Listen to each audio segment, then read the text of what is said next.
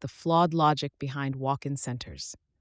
At the same time, the NHS launched walk-in centers, clinics primarily led by nurses designed to improve access and reduce pressure on family physicians. The idea was simple. If more people used walk-in centers, general practices would have shorter wait times. But a major study in the British Medical Journal, BMJ, found no evidence that walk-in centers actually reduced waiting times in general practice. The logic was flawed, and people continued seeing their family physicians, and now an additional layer of healthcare costs had been introduced. Despite these warnings, the UK government doubled down. They licensed nurse prescribers and pharmacists to diagnose, prescribe, and refer patients for specialist care, bypassing doctors entirely. Dr. Srivatsa's ethical stand and the creation of Maya. As a medical educator, Dr. Srivatsa was deeply concerned. He saw firsthand the delays, misdiagnoses, and unnecessary antibiotic prescriptions that resulted from protocol-driven healthcare, where decisions were made based on statistical models rather than medical expertise. He tried to introduce a color-coded system to streamline patient care.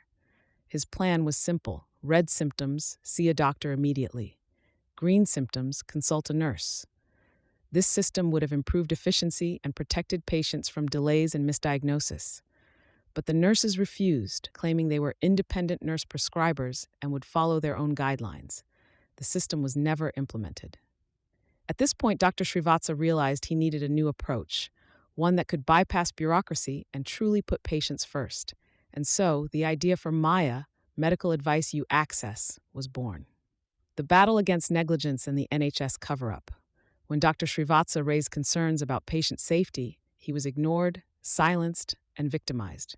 He made a protected disclosure to expose the negligent care in the NHS, informing the General Medical Council, GMC, and the British Medical Association, BMA. But instead of addressing his concerns, officials leaked his complaint to the very nurses he was reporting. What followed was years of retaliation, legal battles, and personal destruction. He lost his career, his health, and his financial stability. The Secretary of State, Patricia Hewitt, even granted nurses and chemists the right to diagnose and prescribe, a move that blurred the lines between doctors and non-medical professionals. But despite everything, he refused to give up.